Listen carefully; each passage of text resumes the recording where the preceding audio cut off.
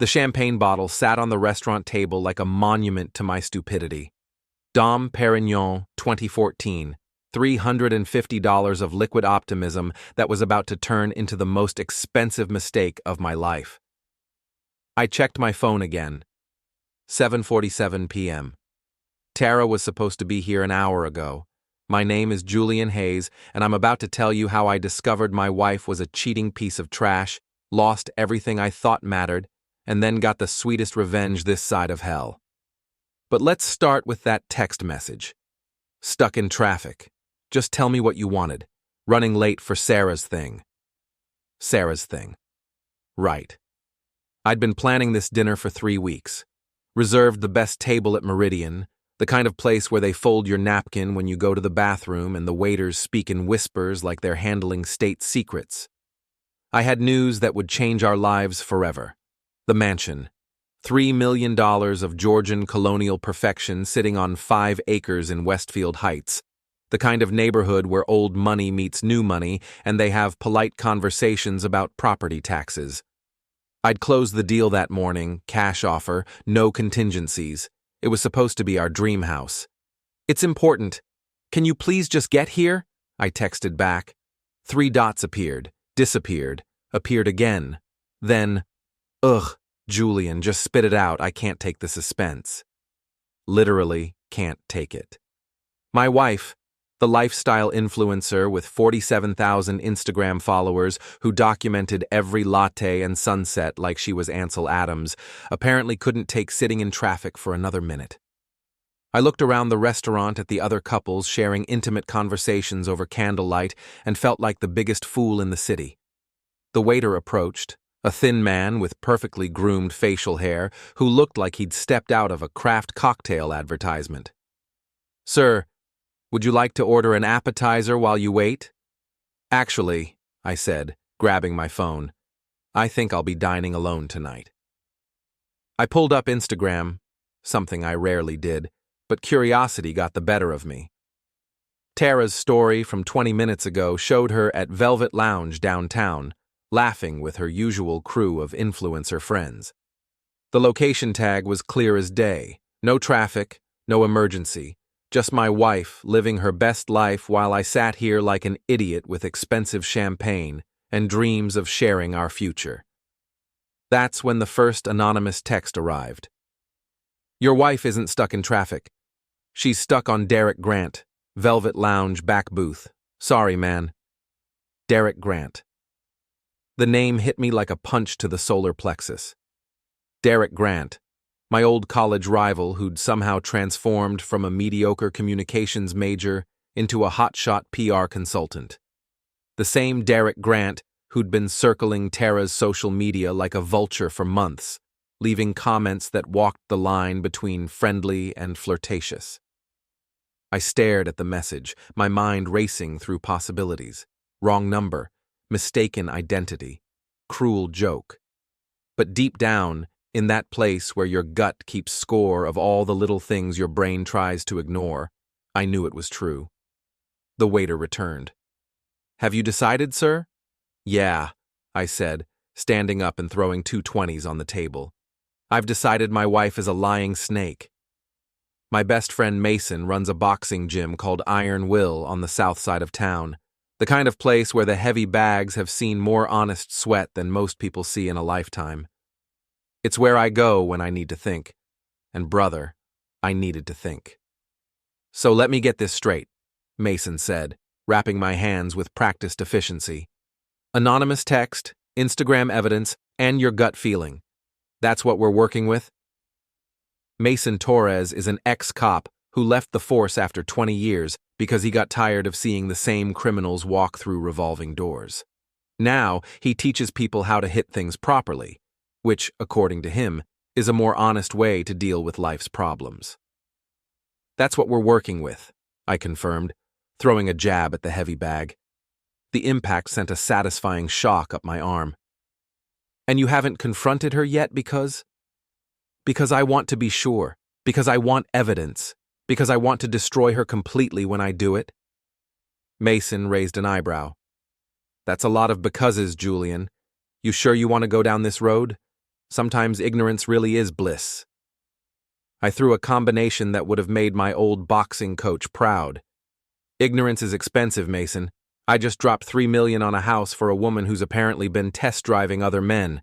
Bliss doesn't pay the mortgage. Over the next week, I became a detective. Not the kind you see in movies with high-tech surveillance equipment and dramatic chase scenes. The real kind, the boring kind. The kind that checks credit card statements and phone records and social media timestamps like a forensic accountant having a nervous breakdown. Tara made it easy. She was sloppy, arrogant, and apparently convinced I was too stupid or too busy to notice her extracurricular activities. Hotel charges on days she claimed to be at yoga, Uber rides to parts of town she had no business visiting, Instagram posts that didn't match her supposed schedule. But the real evidence came from an unexpected source. Mrs. Pettigrew, our 70-year-old neighbor who treated neighborhood gossip like an Olympic sport. "Julian, dear," she said, cornering me while I was getting the mail. "I hope you don't mind me asking, but is everything all right with Tara? I've noticed she's been keeping some unusual hours." Mrs. Pettigrew had silver hair, sharp eyes, and the kind of polite smile that preceded devastating social destruction. She was also the most well-informed person in a 6-block radius. "Unusual how?" I asked. "Well, that handsome man in the BMW has been picking her up quite regularly when you're at work. Always very discreet, parks down the block. But I notice things, you know. It's my nature." Derek drove a BMW, a silver 750i that he'd probably leased to impress clients, and apparently my wife. "How long has this been going on, Mrs. Pettigrew?" Her smile became predatory. "Oh, months, dear. At least since spring. I assumed you knew. Modern marriages are so flexible these days." That night, I sat in my home office staring at the mansion paperwork. $3 million, 5 acres, 7 bedrooms, 6 bathrooms, a wine cellar, and a 3-car garage. Everything Tara had ever said she wanted, everything I'd worked 16-hour days to afford. My phone buzzed with a text from her. "Girls' night tonight, don't wait up. Love you." I checked her location sharing, which she'd forgotten to turn off. She was at the Hampton Inn on Route 9, probably in room 237 based on the GPS coordinates. The same Hampton Inn where Derek had charged dinner 2 nights ago according to his very public business Instagram account. That's when I made the decision that would change everything. I wasn't going to confront them. I wasn't going to have a tearful conversation about our marriage. I was going to destroy them both so completely that they'd wish they'd never met each other, let alone betrayed me.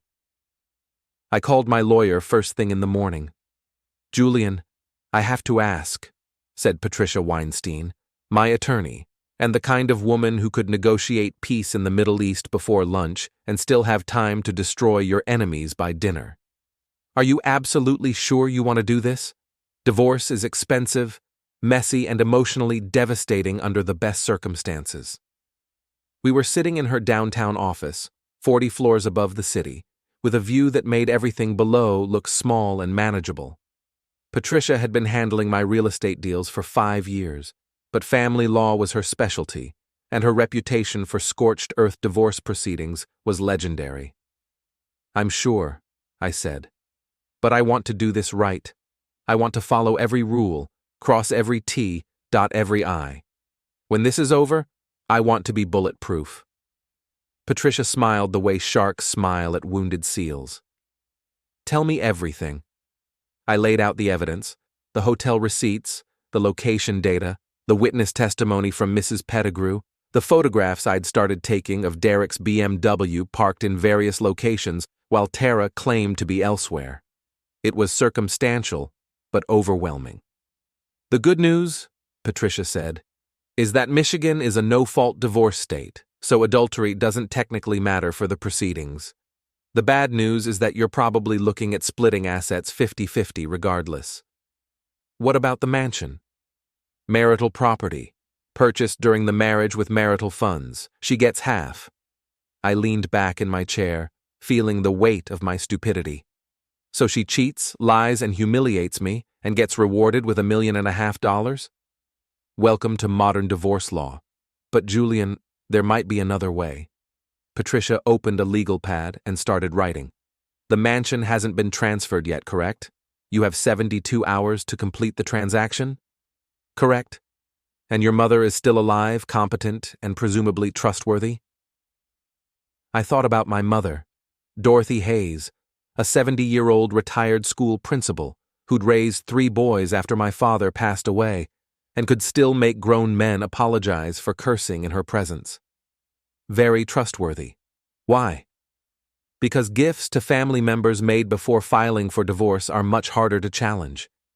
If you were to say, gift the mansion to your mother as a token of appreciation for her years of sacrifice, and then your mother were to allow you to live there indefinitely, well, that would be a family matter, wouldn't it? The plan crystallized in my mind like sugar-forming rock candy, beautiful, transparent, and hard enough to break teeth. How long do I have? File the paperwork today, complete the transfer tomorrow, serve her with divorce papers the day after. By the time she realizes what happened, it'll be too late to challenge. I spent the rest of the day setting up the pieces. The mansion transfer to my mother, who cried when I explained the situation and immediately agreed to help. The divorce papers, citing irreconcilable differences and requesting an equitable distribution of assets. The private investigator Patricia recommended, a former FBI agent named Sarah Chen, who specialized in documenting extramarital affairs. But the real masterstroke was the public humiliation campaign. See, Tara's entire identity was built on her image as the perfect wife living the perfect life. Her Instagram was a carefully curated fantasy of designer clothes, exotic vacations, and domestic bliss. Her followers bought into the dream, and companies paid her to sell it. What would happen if that dream became a nightmare? I started with the small stuff. Anonymous tips to gossip blogs about Tara's real personality, the way she treated service workers, the racist comments she made when she thought nobody was listening. Nothing actionable, nothing she could sue over, just enough to plant seeds of doubt. Then I got creative. Derek's business depended on his reputation as a family man and trustworthy advisor. His LinkedIn profile featured photos with his wife and 2 kids, testimonials about his integrity, and case studies about successful campaigns built on authentic messaging. What would happen if his biggest clients discovered he was having an affair with a married woman? I didn't have to make anything up. I just had to document what was already happening and make sure the right people saw it. The private investigator was worth every penny. Within a week, I had photographs of Derek and Tara entering and leaving hotels, restaurants, and even his office after hours. Time-stamped, GPS-tagged, and legally admissible. But photographs were just the beginning. The Westfield Country Club's annual charity auction was exactly the kind of event Tara lived for. An opportunity to see and be seen, to network with the kind of people who treated philanthropy like a competitive sport. She'd been planning her outfit for weeks, coordinating with her photographer to capture the perfect shots for her Instagram. She had no idea it would be the last social event she'd ever enjoy. I arrived separately, having told Tara I was working late on a deal. She was holding court near the silent auction tables, surrounded by her usual crew of influencer friends and hangers-on. Derek was there too, maintaining a careful distance but stealing glances when he thought nobody was watching. Mason had come as my guest, looking uncomfortable in his rented tuxedo but ready to provide backup if things got physical. "You sure about this, Julian? Once you pull this trigger, there's no going back." "I've been sure since the moment she texted me from that hotel bar," I replied, adjusting my bow tie. "Besides, look at them. Look how happy they are thinking they're getting away with it." The auction was in full swing when I made my move. I'd arranged with the auctioneer, a friend from my college days, to let me make a special announcement between items. The crowd was loose, lubricated by top-shelf liquor and the warm glow of charitable giving. "Ladies and gentlemen," I said, taking the microphone, "before we continue with tonight's auction, I'd like to make a special toast." Tara looked up from her conversation, surprised but pleased to see me taking center stage. She probably thought I was about to announce the mansion purchase, finally giving her the moment of social triumph she'd been craving. To my beautiful wife, Tara, I continued, raising my champagne flute. A woman whose dedication to her craft is truly inspiring. Whether she's creating content, building her brand, or exploring new partnerships, she always gives 100%. The crowd murmured appreciatively. Tara beamed, basking in the attention. In fact, her commitment to networking has been remarkable. Take her relationship with Derek Grant, for example. I gestured toward Derek, who had gone pale. Derek's been mentoring Tara for months now, helping her with her content strategy, her engagement rates, and apparently her flexibility. The murmur in the crowd shifted, becoming uncertain. A few people were starting to catch on. They've been meeting regularly at various hotels around the city, working on campaigns, brainstorming sessions, and what Derek likes to call hands-on collaboration. I have to admire their dedication. Some of these sessions have lasted all night. Tara's smile was fixed in place, rigid and unnatural. Derek was backing toward the exit, but Mason had positioned himself to block the door. So let's raise our glasses, I said, to my wife and her business partner. May their collaboration continue to be as fulfilling as it has been intimate. The silence that followed was deafening. Then someone in the back started laughing, a nervous titter that spread through the crowd like wildfire. Phones came out, cameras started recording, and Tara's carefully constructed world began to collapse in real time. "Julian, what the hell are you doing?" Tara hissed, grabbing my arm. "I'm toasting your success, darling. Isn't this what you wanted? Public recognition for your hard work?" Derek finally found his voice. "This is insane, Julian. You're making a fool of yourself." "Am I?" I pulled out my phone and started swiping through photographs. "Because I have about 50 pictures that suggest I'm the only one here who isn't a fool."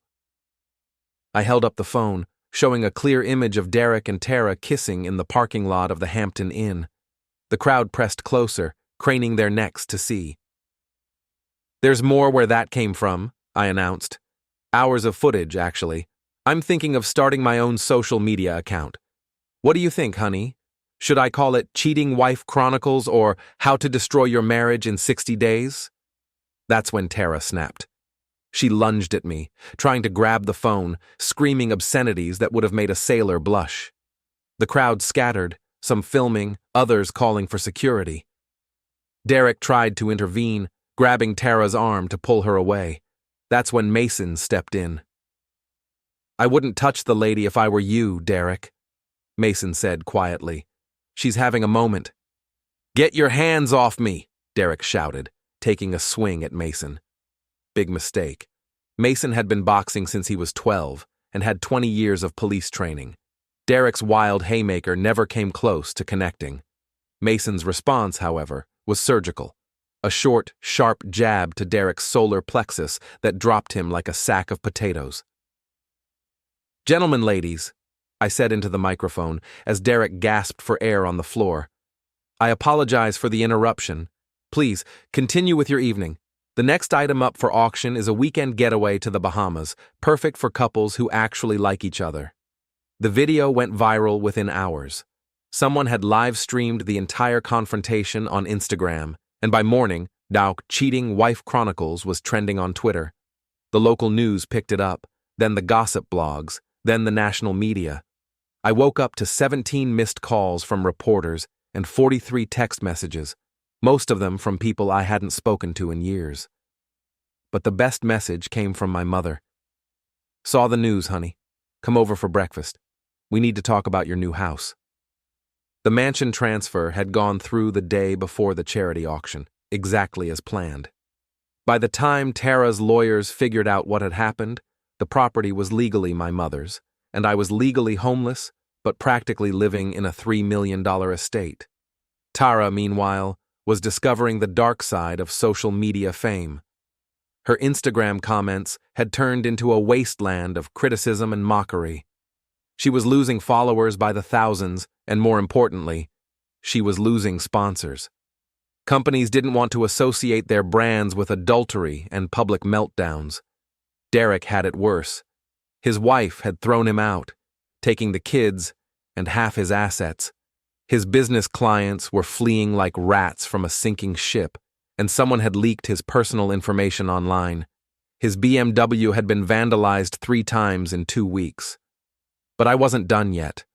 The real revenge came in the form of a lawsuit, not against Tara or Derek, but from them, against me, for defamation and intentional infliction of emotional distress.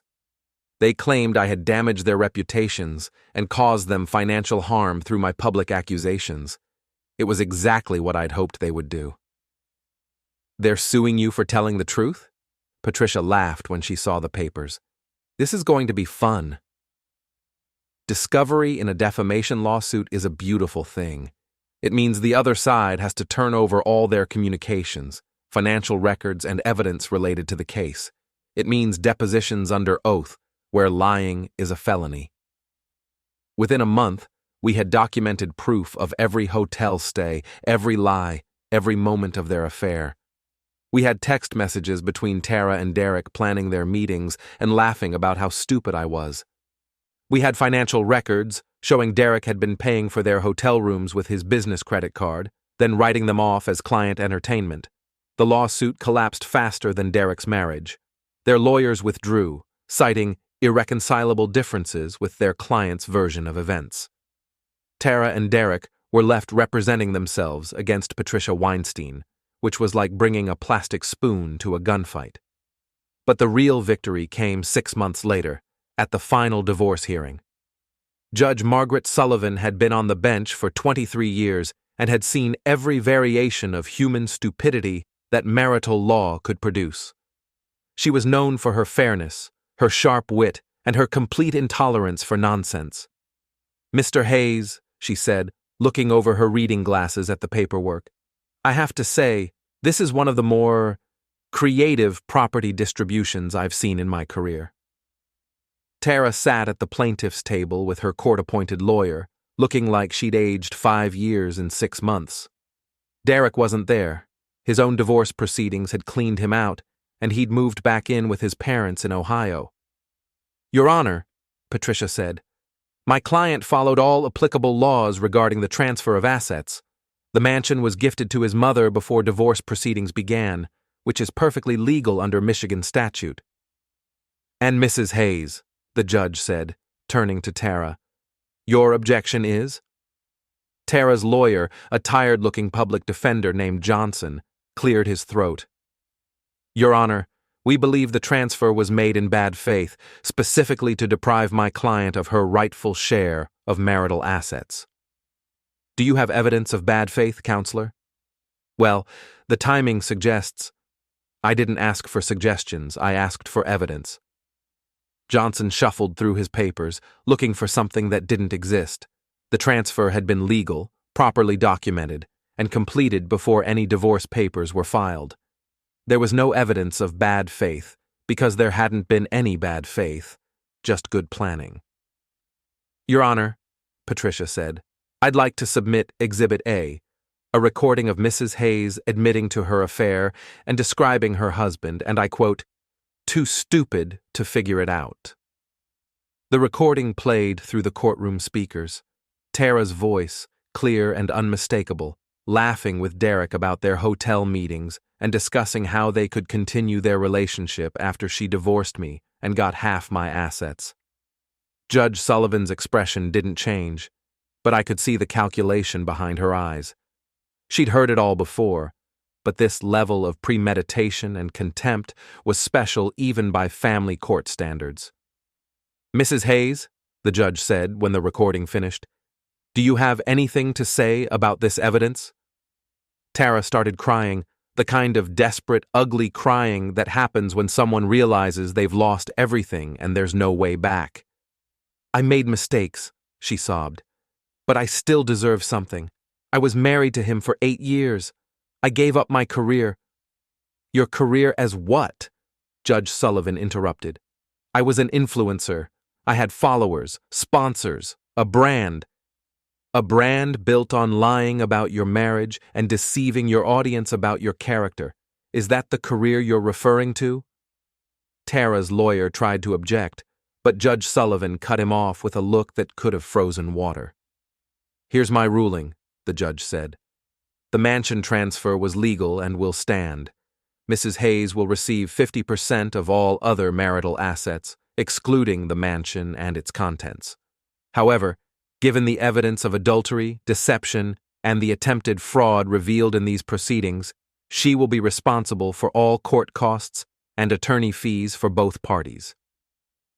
Tara's face went white. Court costs and attorney fees would eat up most of whatever she got from the asset split. Furthermore, Judge Sullivan continued, I'm ordering a full forensic audit of Mrs. Hayes' social media income and business expenses. If any marital funds were used to support her affair, those amounts will be deducted from her settlement. It was better than I'd hoped for. Tara would walk away with maybe $50,000 and a reputation that would follow her for the rest of her life. Derek was already working at a car dealership in Columbus, his PR career destroyed beyond repair. As we left the courthouse, Patricia put her hand on my shoulder. How does it feel, Julian? I looked back at the building where my marriage had officially ended, where justice had been served with interest and penalties. Tara was still inside, probably crying in the bathroom, trying to figure out how her perfect plan had gone so wrong. It feels like traffic finally cleared up, I said. 1 year later, I was sitting on the back porch of the mansion, watching my mother tend to her new garden. She'd moved in permanently, claiming the house was too big for one person, and someone needed to keep an eye on me. You know, she said, pruning roses with the precision of a surgeon, I never liked that girl. You could have mentioned that before I married her. Would you have listened? She had a point. At 38, I thought I knew everything about love, marriage, and choosing the right partner. It took a cheating wife and a public humiliation to teach me the difference between what people say and what they do. Mason came by most evenings, sometimes to work out in the home gym I'd installed, sometimes just to drink beer and talk about life. He'd started dating Patricia, which surprised everyone except me. They were both tough, smart people who'd seen enough of human nature to appreciate honesty when they found it. Any regrets? He asked one evening as we watched the sunset from the porch. About the divorce, about the revenge, about buying this place, about any of it. I thought about Tara, wherever she was now. Last I'd heard, she was working at a marketing agency in Denver, trying to rebuild her life under her maiden name. Derek had disappeared entirely from social media, probably selling cars and pretending his past didn't exist. No, I said finally, no regrets at all. The truth is, they did me a favor. If Tara had been a better liar, if Derek had been more careful, if they'd waited until after the divorce to start their affair, I might have lost everything. Instead, their arrogance and stupidity had cost them everything while teaching me exactly what I was worth. These days, I'm more careful about who I trust. I pay attention to actions instead of words. I listen to my gut when something doesn't feel right, and I never ever ignore it when someone tells me they're stuck in traffic, because sometimes the traffic jam is just an excuse to be somewhere else with someone else, doing something that will destroy everything you've built together. But sometimes, if you're smart and patient and willing to play the long game, you can turn that traffic jam into the best thing that ever happened to you. The mansion is beautiful in the evenings, when the light hits the windows just right and the whole place glows like something out of a fairy tale. My mother loves entertaining here, hosting dinner parties for her friends and charity events for her causes. This house has good energy now, she told me recently. It feels like home. She's right. It does feel like home, in a way it never could have with Tara. This place was built for truth, for loyalty, for the kind of love that doesn't need to be performed for an audience. I still work in real estate, but I'm more selective now about my clients and my deals. I can afford to be picky, both financially and emotionally. The divorce settlement left me with most of my assets, and the publicity from the case brought in new business from people who appreciated my style of problem solving. Sometimes people ask me if I'd do it all again, knowing what I know now. Would I still marry Tara? Would I still buy the mansion? Would I still orchestrate that elaborate revenge? The answer is yes, absolutely yes, because every choice led me to this moment, sitting on this porch, in this house, with this life that belongs entirely to me. Tara thought she was playing me, but she was actually playing herself. Derek thought he was winning something valuable, but he was actually destroying everything he had. And me? I thought I was buying a house, but I was actually buying my freedom. The best revenge isn't getting even. It's getting everything.